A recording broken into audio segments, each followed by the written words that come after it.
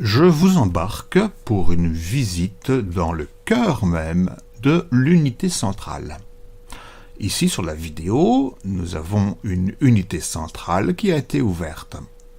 Ce qui frappe, évidemment, c'est que cette unité centrale contient essentiellement du vide. Il n'y a pas grand-chose dedans. Voyons quand même quels sont les composants essentiels que l'on y trouve. Premier composant que nous allons décrire est celui qui se trouve en haut et à gauche de l'image, là actuellement, ce boîtier métallique qui est en fait l'alimentation électrique de l'ordinateur. Si vous observez cette alimentation électrique, vous voyez de nombreux fils électriques qui se dirigent vers les autres composants de l'ordinateur pour leur fournir l'alimentation électrique.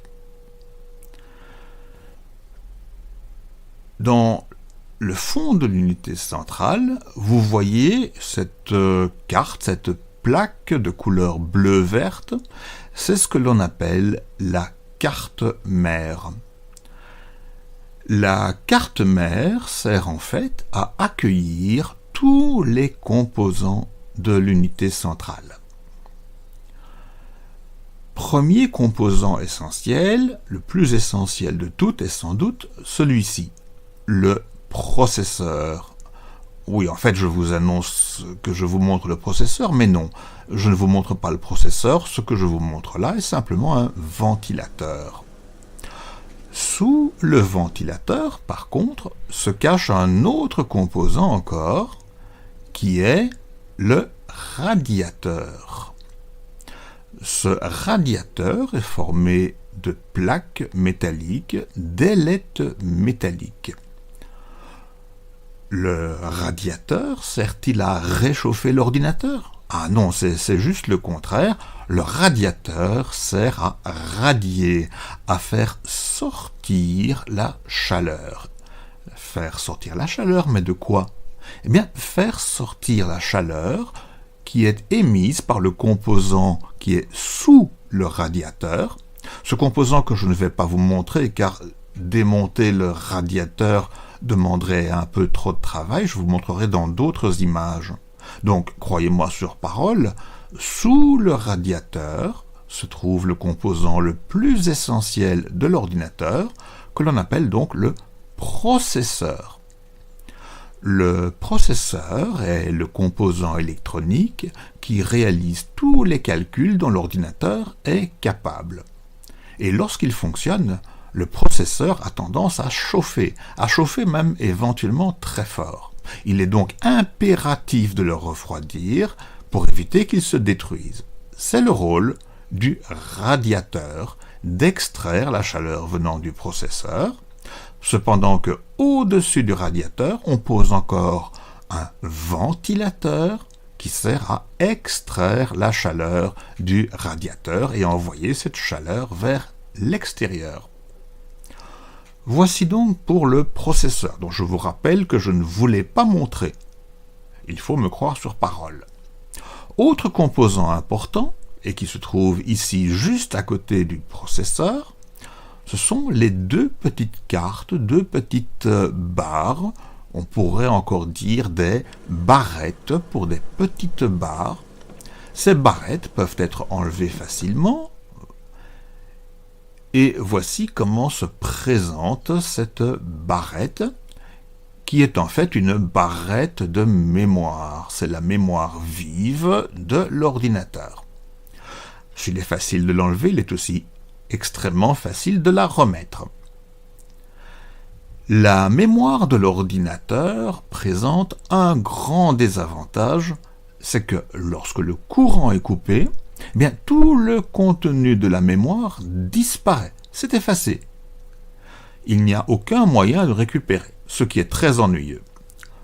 Pour éviter de perdre les informations qui ont été calculées ou qui ont été introduites durant une séance de travail, on ajoute dans l'ordinateur un autre composant. L'on voit ici sur la tranche, cet autre composant, c'est le disque dur. Je vous en montrerai d'autres images par ailleurs. Le disque dur présente lui donc le grand avantage par rapport à la mémoire vive, c'est que lorsque le courant se coupe, toutes les informations qui ont été enregistrées sur le disque dur y restent, même si donc le courant est coupé.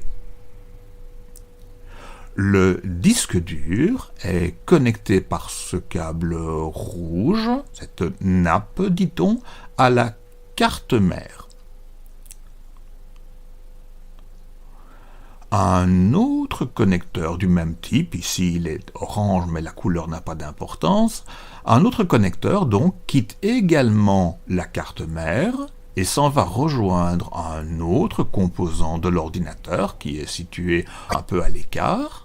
Ce composant est un lecteur de CD ou un lecteur de DVD. On parlera généralement d'un lecteur de disque optique. Dans cette séquence, nous avons donc évoqué la carte mère qui reçoit toutes les connexions venant des autres composants, l'alimentation électrique qui fournit du courant à chacun des composants de l'unité centrale, le ventilateur dont le rôle est d'extraire la chaleur venant du radiateur sur lequel il est posé, cependant que le radiateur lui-même sert à extraire la chaleur importante qui sort du processeur sur lequel il est posé.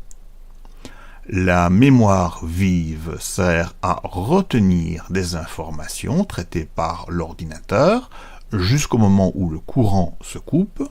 À ce moment-là, il faudra que nous ayons enregistré les informations sur le disque dur qui conserve la mémoire.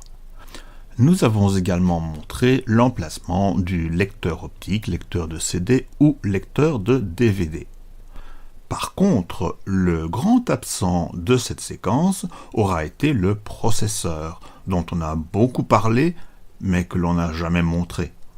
Il faudra lui réserver une partie spéciale de ce cours.